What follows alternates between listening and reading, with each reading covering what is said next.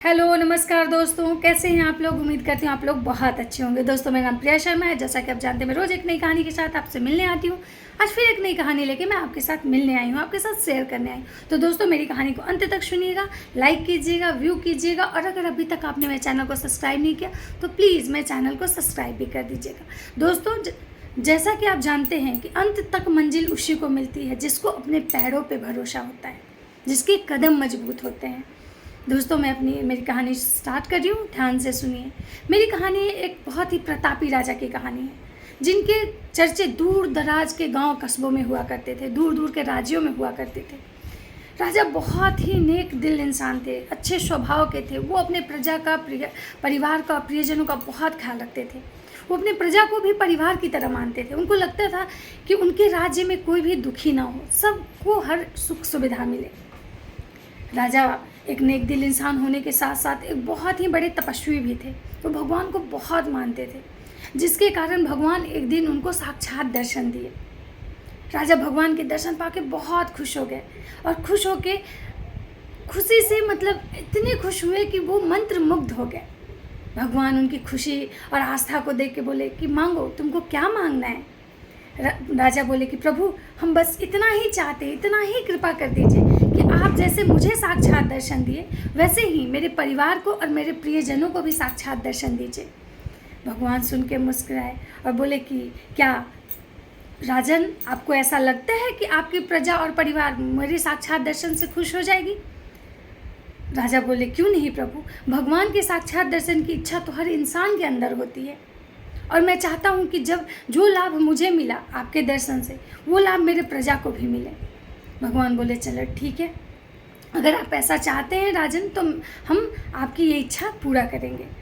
भगवान बोले कि वो टीला जो सामने देख रहे हो, उस टीले पे आप सब इकट्ठे आना, हम सबको साक्षात दर्शन देंगे।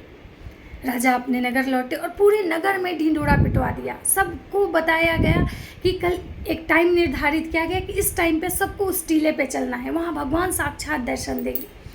सब लोग सुन के काफ़ी खुश हो गए, और राजा का आज्ञा भी था, सब लोग जाने के लिए तैयार हो गया। राजा सबको साथ लेकर टीले की तरफ बढ़े। राजा जब कुछ दूर जाते हैं तो उनके प्रजा को एक तांबे के सिक्के का पहाड़ दिखा। उनके प्रजा के कुछ लोग सोचने लगे, अरे तांबे के सिक्के का पहाड़ है, क्यों ना हम झोली भर भर के तांबे के सिक्के ले लेते हैं, ताकि हमारे जीवन में काम आएगा। कुछ लोग तो वहीं से तांबे के सिक्के की पहाड़ की तरफ बढ़ गए। कुछ राजा फिर आगे बढ़े तो एक चांदी के सिक्के का पहाड़ दिखा। राजा के जो बचे हुए प्रजा थे, प्रियजन थे, परिवार थे, उसमें से फिर कुछ प्रजा चांदी के सिक्के के पहाड़ की तरफ बढ़ गई। उनको लगा चांदी के सिक्के भर लेते हैं, काम आएगा, भगवान के दर्शन तो बाद में भी हो जाएंगे। राजा फिर अपने परिवारजन और प्रियजन के साथ, रानी के साथ आगे बढ़े। राजा बोले मुझे गजब लोग इंसान हैं, हम यहाँ भगवान से सबको दर्शन करवाने जा रहे हैं, इनको चांदी के सिक्कों की पहाड़ दिख रही है। उनके परिवारजन भी बोले सही बात है, लोग ऐसे ही होते हैं। जब राजा कुछ दूर और आगे बढ़े तो सोने के सिक्के का पहाड़ दिखा, जिसको देख के उनके जो प्रियजन थे वो भी खुद को रोक नहीं पाए, और वो लोग सारे सोने के सिक्के के पहाड़ की तरफ बढ़ गए, और वो जाके सोने के सिक्के अपनी अपनी झोलियों में भरने लगे। उनको लगा भगवान पहले तो अपना जीवन देखना है, पहले तो ये सोने के सिक्के रहेंगे तो हमारे जीवन धन्य हो जाएंगे, पहले इनको ले लेते हैं, बाद में देखा जाएगा भगवान के दर्शन। राजा को बहुत हैरानी हुई। राजा अपनी रानी से बोले मुझे बहुत दुख हो रहा है कि हम इन लोगों का जीवन धन्य करने के लिए भगवान के दर्शन करवाने ले जा रहे हैं, और ये लोग हैं कि तांबे चांदी सोने में अटके हुए। रानी बोली सही बात है, बात तो बहुत ही दुख की है। राजा अब बच गए सिर्फ राजा और रानी।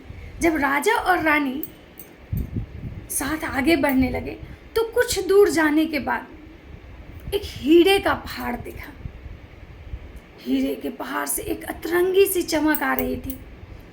उस अतरंगी सी चमक को देखकर रानी का भी मन विचलित हो गया, और रानी भी खुद को रोक नहीं पाई।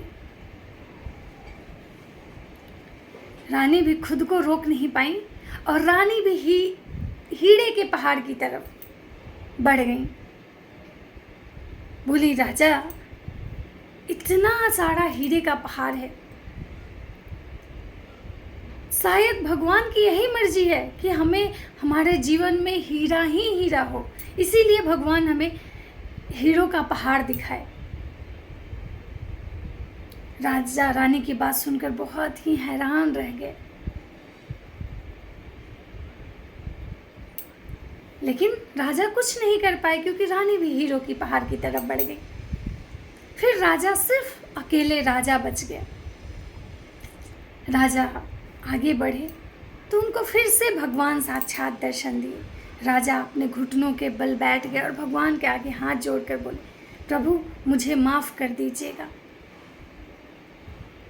क्योंकि मैं वो नहीं कर पाया जो मैं करना चाहता था। मैं चाहता था कि मेरे परिवार, मेरे प्रियजन, मेरी प्रजा आपके दर्शन पाके धन्य हो जाए, लेकिन कोई यहाँ तक मेरे साथ नहीं आया।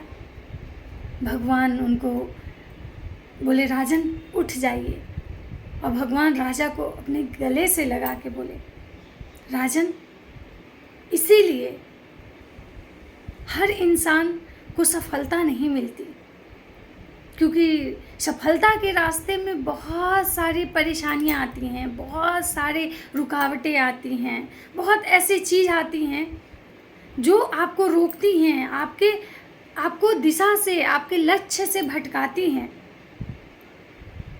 और बहुत सारे लोग भटक भी जाते हैं। इसीलिए मंजिल उन्हीं को मिलती है, भगवान के दर्शन उन्हीं को होते हैं जो सच में दिल से भगवान के दर्शन करना चाहते हैं और जिनको अपने कदमों पे भरोसा होता है। तो दोस्तों, मेरी कहानी आपको कैसी लगी मुझे कमेंट में ज़रूर बताइएगा। राधे राधे दोस्तों।